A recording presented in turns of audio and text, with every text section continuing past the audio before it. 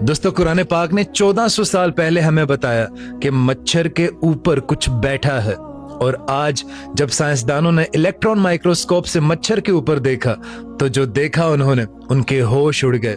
लेकिन उस बात पर जाने से पहले अब कुरान पाक की सूरह बकरा की आयत नंबर 26 को पढ़िए, जिसमें अल्लाह ताला इरशाद फरमाता है कि अल्लाह ताला को इस बात से शर्म नहीं आती कि वो मच्छर की मिसाल दे। और इस आयत में दो लफ्ज बड़े इंपॉर्टेंट है, और वो दो लफ्ज हैं फमा फाउ कहा।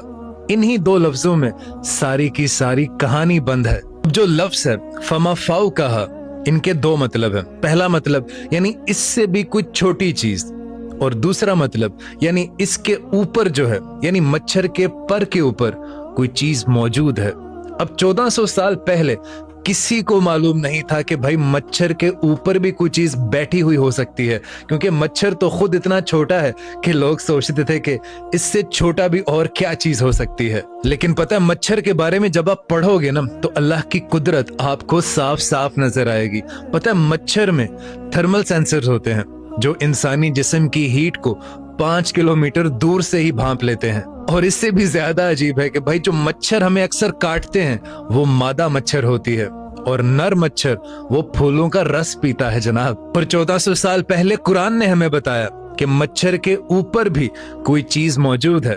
लेकिन वो है क्या? तो पता है, 2018 में वीरोलॉजी जर्नल ने एक तहकीक शाया की कि साइंसदानों ने मच्छर को इलेक्ट्रॉन माइक्रोस्कोप के नीचे रखा, और उसके बाद जो उन्होंने देखा, उसके बाद वो सारे के सारे दंग रह गए कि मच्छर के जिस्म के ऊपर, उसकी जिल्द के ऊपर और उसके परों के ऊपर छोटी छोटी मखलूकात बैठी हुई हैं। और साइंसदानों ने इस मखलूक का नाम माइक्रोस्पोडियन पैरासाइट्स रखा। ये इतनी छोटी थी कि इसको आम माइक्रोस्कोप से देखा ही नहीं जा सकता था। और ये इलेक्ट्रॉन माइक्रोस्कोप जिससे साइंसदानों ने ये तहकीक की, ये 20वीं सदी की इजाद है, 20वीं सदी की। लेकिन बात यहाँ पर खत्म नहीं होती। 2022 में सेल जर्नल ने एक तहकीक की। उन्होंने मच्छर के पर के ऊपर नैनो पैरासाइट्स को दरियाफ्त किया, यानी मच्छर के एक पर के ऊपर हजारों की तादाद में वो छोटी छोटी मखलूकात बैठी हुई थी। और सर सिर्फ इतना ही नहीं, मच्छर के अंदर भी एक मखलूक रहती है जिसे वॉल्बाकिया बैक्टीरिया कहते हैं, और ये मच्छर के औलाद पैदा करने के सिस्टम को कंट्रोल करता है।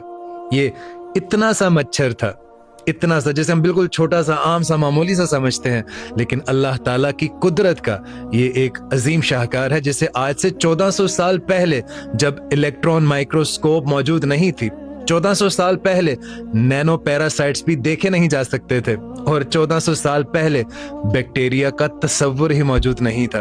तब कुरान पाक ने हमें ये बताया कि मच्छर के पर के ऊपर भी कोई चीज मौजूद है। सुभान अल्लाह। दोस्तों, ये वो शख्स है जिसने अपनी जिंदगी के 73 साल इस सिलेंडर के अंदर गुजार दिए।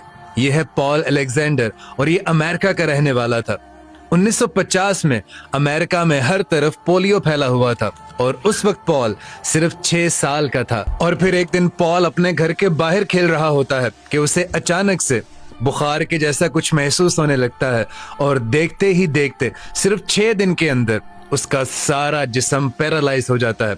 यानी ये गर्दन के नीचे जितना भी धड़ था उसका सारे का सारा पैरालाइज हो जाता है, और उसके फेफड़े भी काम करना बंद कर देते हैं।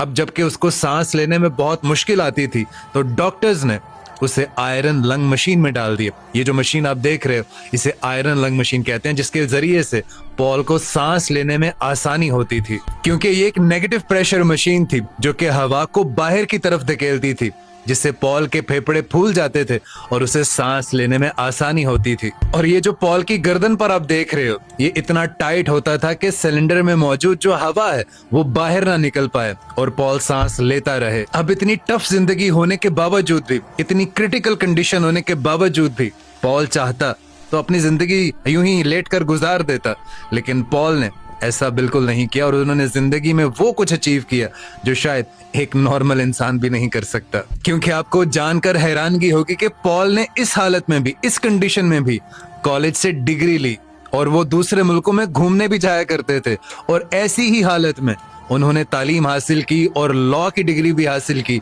और वकील भी बने। और पॉल सिर्फ यही नहीं रुके, उन्होंने टाइपिंग करना सीखी, अपने मुंह में स्टिक डालकर वो एक एक बटन को प्रेस करके टाइप किया करते थे। और फिर उन्होंने अपनी जिंदगी पर, अपनी बायोग्राफी पर एक किताब लिखी जिसका नाम था 3 Minutes for a Dog। और वो एक एक लफ्ज उन्होंने अपने मुंह में स्टिक डालकर उस बुक का टाइप किया है, जिससे लोग बहुत इंस्पायर हुए। और मौका मिले तो ये बुक आप लाजमी पढ़िएगा। और पता है, पॉल दुनिया के वो आखिरी इंसान बने जिन्होंने अपनी जिंदगी के 72-73 साल उस आयरन लंग मशीन में गुजारे।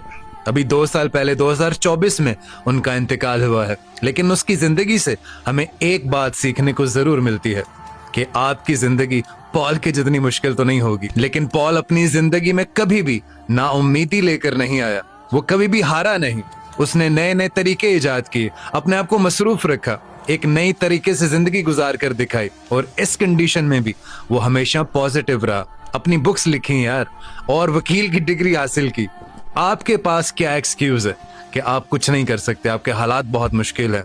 ये सब के सब आपकी जहन की खुराफात है। अगर इंसान करना चाहे तो इस कंडीशन में भी कर सकता है। यह लानत है उस शख्स पर जिसने इस बाबा जी के बेटे से कुर्बानी के लिए बकरा खरीदा, और जब उस कुर्बानी के बकरे के पैसे दिए तो बाबा जी के बेटे को नकली पैसे देकर वहां से बकरा लेकर चला गया। और जब बाबा जी एक स्टोर पर पहुंचे अपनी कोई जरूरत पूरी करने के लिए, तो दुकानदार उन्हें बताता है कि बाबा जी ये तो सारे नकली पैसे हैं।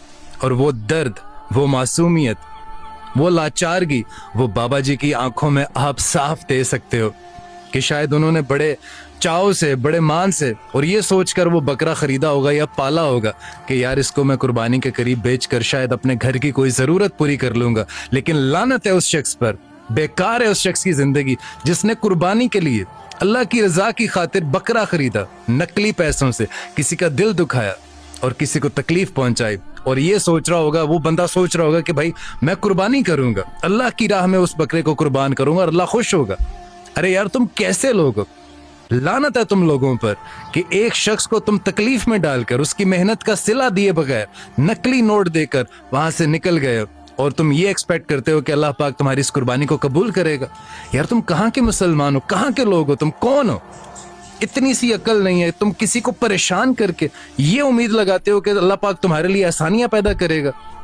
एक बुजुर्ग, एक गरीब को तुम लूट कर और अपने लिए घर में गोश्त लेकर जाओगे, तुम्हें शर्म आएगी। और यार मेरी आप सबसे रिक्वेस्ट है, ये बाबा जी खैबर पख्तूनख्वा में कहीं रहते हैं, किसी शख्स को भी, किसी भी बंदे को इस बाबा जी का पता हो, इनके घर का पता हो, इनका कोई एड्रेस, कोई फोन नंबर, किसी भी चीज का कोई भी इंफॉर्मेशन अगर आपके पास है तो प्लीज प्लीज आप मुझे इनबॉक्स कीजिए या कमेंट्स में मेंशन कीजिए। मेरी पूरी कोशिश रहेगी कि बाबा जी को उनका हक मिले और मैं उनको कंपनसेट कर सकूं। जज़ाकल्लाह। प्लीज मुझे जरूर मेंशन कीजिएगा, आपसे रिक्वेस्ट है, मुझे इन तक पहुंचना है। इंशाअल्लाह ताला हम इनकी हेल्प करेंगे।